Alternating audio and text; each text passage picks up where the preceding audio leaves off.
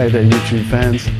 I just looked at my other two videos and they're quite stiff, you know, that I've done on the human condition. And look, that really isn't my personality, so I want to kind of relax a little bit more and, you know, maybe joke around a bit and be a bit more myself, because you know, they were quite stiff. That's not really who I am, so I want to be a little bit more who I am. So welcome to my video.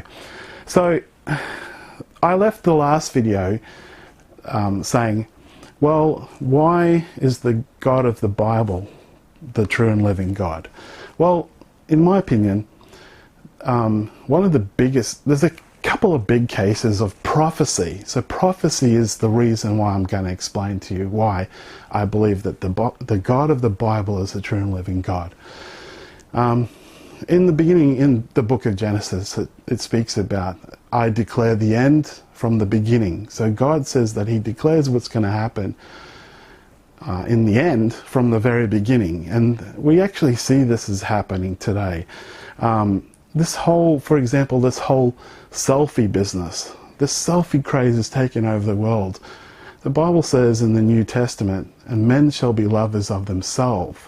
You know, it's only now, recently, when we got these smartphones with the cameras, that we're all going crazy for these selfies. In the book of Daniel, it speaks about this tall bronze statue and made of different layers. And we know that this is 100% was in the Bible in the Old Testament before 250 years before Christ. All that statue, if you go through the book of Daniel, talks about the empires that will be, the Greek Empire, the Roman Empire, and then even down to right now, for example, the European Union. And as I said, we've got the Dead Sea Scrolls, which it proves that that was written before Christ. There's no doubt about that. And it talked about Christ. It talked about the Romans coming in and basically destroying everything, destroying the temple, and the time of Christ it's going to be or was now, a perilous time. That's all in the Bible. When I was in Italy, I was under this arch near the Colosseum, and I have got a photo somewhere, but I have to dig it up. And I didn't realize that I was sitting under the Arch of Titus. Now, on the Arch of Titus, I think it's underneath, because I couldn't see it on the outside, or else I would have noticed it. I think it's underneath. It was closed off at the time, so I couldn't get in there and have a good look. But there's the candelabras, the Jewish candelabras, and the Romans taking all these like silver cups and things, gold cups and things like that from the Jewish temple when they sacked it. So that whole arch was actually celebrating the fact that they went into Jerusalem and wiped out everything and just obliterated the temple. Now Christ said that that would happen. He said, destroy this temple, in 3 days I will raise it up.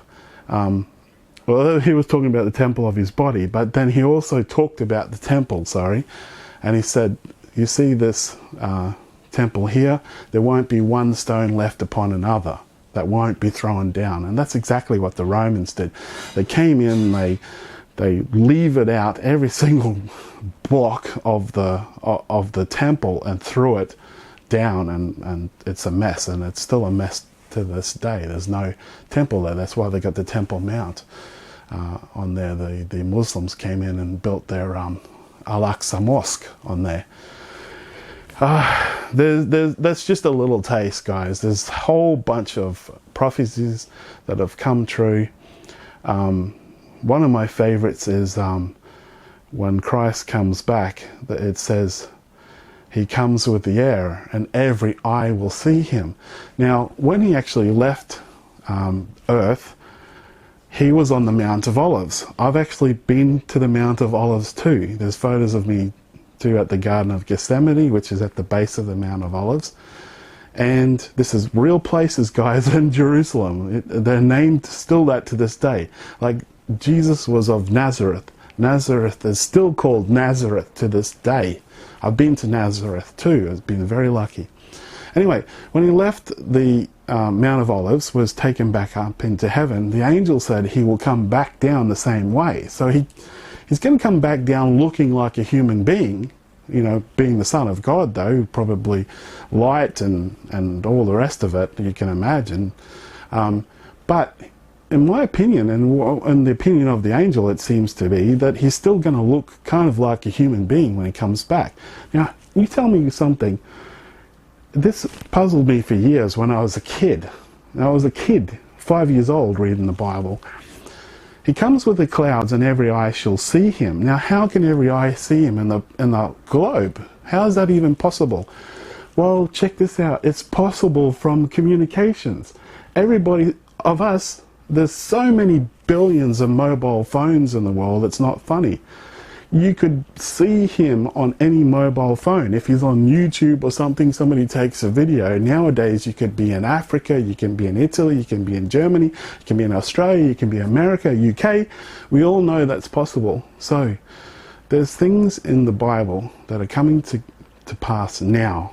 It's like also the monetary system. With the mark of the beast, nobody will be able to buy or sell unless they have the mark of the beast. So I'm just looking around here. If I grabbed a bottle of vitamins, for example, there's a barcode on there, okay?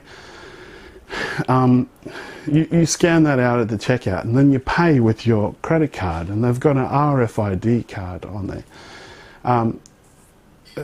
This cashless society, this ability to pay without cash, this idea of nobody can buy or sell unless they have the mark of the beast, that is possible now.